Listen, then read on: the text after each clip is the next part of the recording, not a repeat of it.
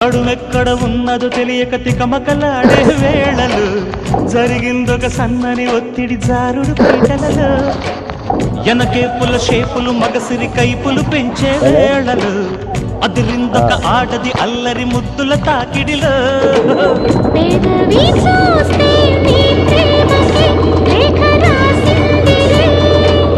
ఎద్దను సాస్తే ఏనాటికో ఎత్తు కెడతాను హే హే హే